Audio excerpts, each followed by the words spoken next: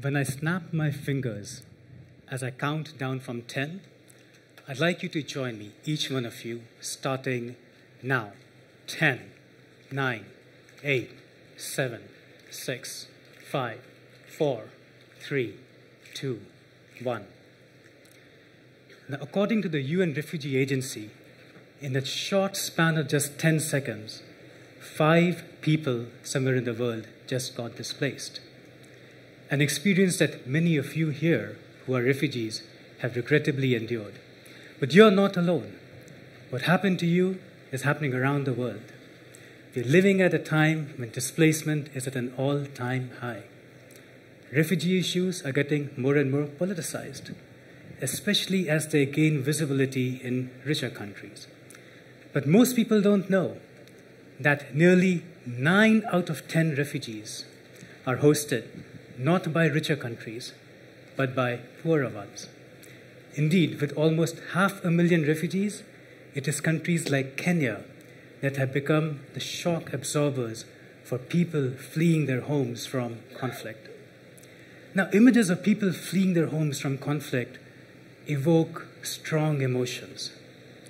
But setting aside the emotional impact, questions such as what is the economic or social impact of refugees on the host regions are hardly answered.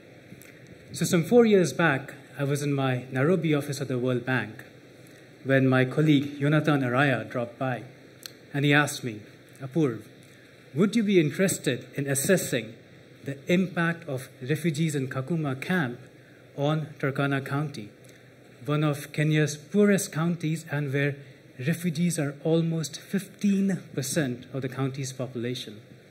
The red dot, of course, is Kakuma camp, where we are right now. By the way, that red dot has also magically, coincidentally appeared right here, in Kakuma again, right where we are right now. Anyway, you know, economists think of refugees typically as a humanitarian issue. So for me, when Jonathan asked me that question, it was an opportunity to do things differently. So armed with an invite from Turkana County, along with my colleagues Harun Onder and Vara Vamuru, we set out to estimate these impacts right here in Turkana. And without any ideology or preconditions, and going strictly where our research led us, the main thing we found out that I want you to know is that refugees have created more boom than gloom. And I love this because this shows the promise, the potential, the opportunities that refugees can bring for development. Now, to go about our work, we put together a team from all walks of life, not just boring economists, but engineers, doctors, humanitarian workers. We also had a former refugee, one of the lost boys of Sudan, on our team. We even had an anthropologist who in the past had actually followed a real-life cattle raid, not far from here actually. And so, we estimated these impacts along 3 dimensions. First, the impact of refugees on Turkana's economy. Has it grown or shrunk? Second, the impact on specific markets, such as agriculture, small businesses, livestock. And third, the impact of refugees on Turkana's social dynamics. Let's take the first impact, the impact of refugees on Turkana's economy. So we estimated that because of refugees, Turkana's economic output, which is the total value of all goods and services produced in Turkana County, has increased permanently by 3.5%. So if you're a Turkana resident making, say, 100 Kenyan shillings by selling food such as ugali, Kenyan maize, before refugees arrived, since their arrival, you would now be making, and net of inflation, you would now be making over 103 shillings year after year. Not only that, refugee presence has also added jobs to the economy. So for every 100 jobs previously available, there are now 103 jobs, year after year. Now, I know what some of you are thinking. You're thinking, Apurva, these 3% increases are not exactly, shall we say, killer statistics. And I'd agree. In fact, one of my mentors at the University of Chicago, Professor Robert Lucas, famously said, "Most changes, when quantified, have trivial effects." But you see, in this case, impacts cannot be isolated from Turkana's broader historical and social context. Even though Turkana is where the dawn of humankind occurred some 3 million years ago, it has been historically marginalized, economically stagnant, and remains in a difficult neighborhood. So the fact that these impacts are even positive, let alone these magnitudes, is pretty powerful. But impacts vary. Refugee presence seems to benefit Turkana women more than men.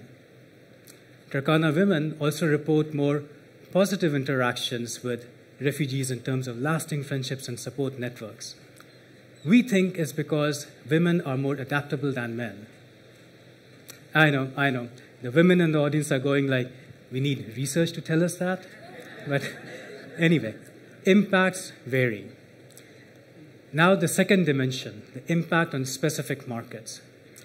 So we found that because of refugees, the presence of refugees, the agricultural sector gets a bit of a boost by increasing demand for locally grown products such as maize and millet. The small business sector, such as retail and money lending, well, that actually does rather well. But the livestock sector does not, and we don't exactly know why. Again, impacts vary. And on the third dimension of social dynamics, we actually surveyed Turkana residents as to whether they thought of refugees as good or bad. And as I'm sure many Turkana residents here can attest to, their perceptions are mostly positive, and in fact fall off the further away you go from the camp. But perceptions aside, we also wanted hard data. So we compared various measures of physical well-being of Turkana residents. One good measure is SSF, sum of skin folds.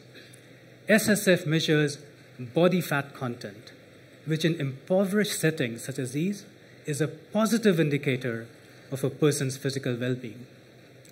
And we found that Turkana residents who lived closer to the camp had higher SSF numbers.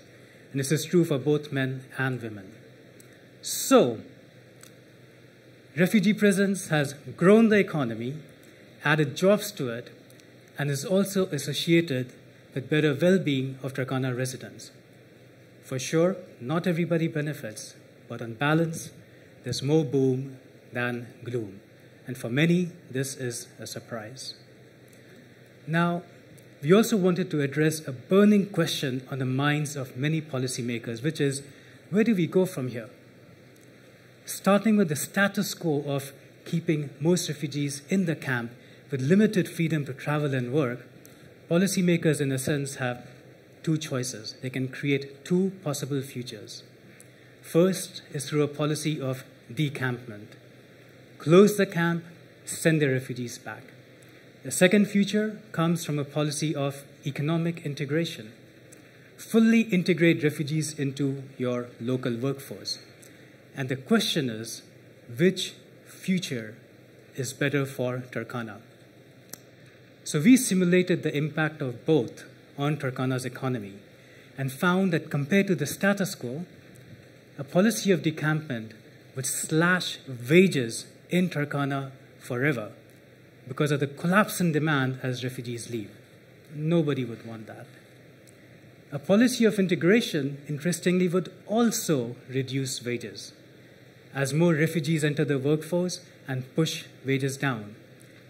But as the economy grows, wages recover.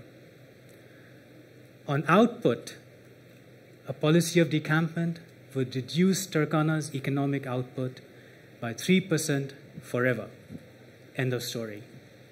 Integration, on the other hand, would increase average incomes of a typical Turkana resident by almost 9% in the first 10 years.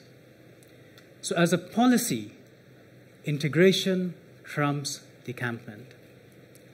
Now, I know some of you might be wondering, and rightly so, to what extent do these results depend on providing international aid?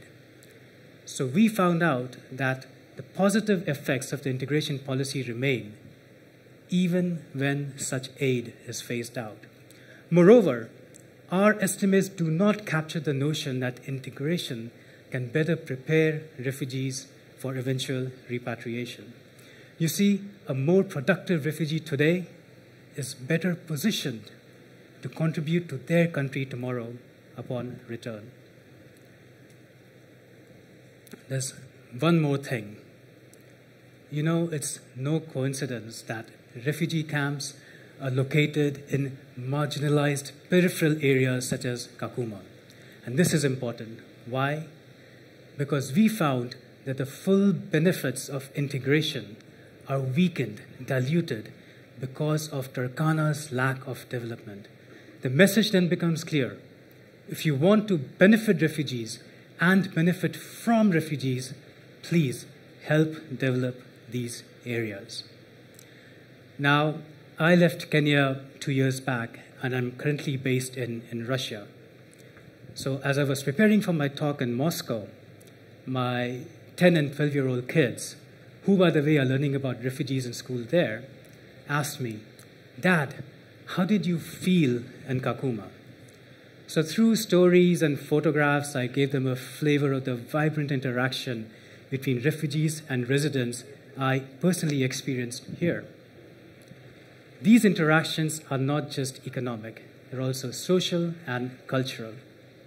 And as our findings show, such interactions need to be capitalized upon, not penalized. So how do I feel? Well, both as an economist and as a human being, and the two are sometimes different species, I feel the time is ripe to move away from this dismal phenomenon of what we call NIMBY, not in my backyard, to a bold and fresh one of YIMBY, yes, in my backyard. Indeed, indeed, indeed. Kakuma is an exemplary example of YIMBY to the rest of the world. It should no longer be kept a secret. Asante sana.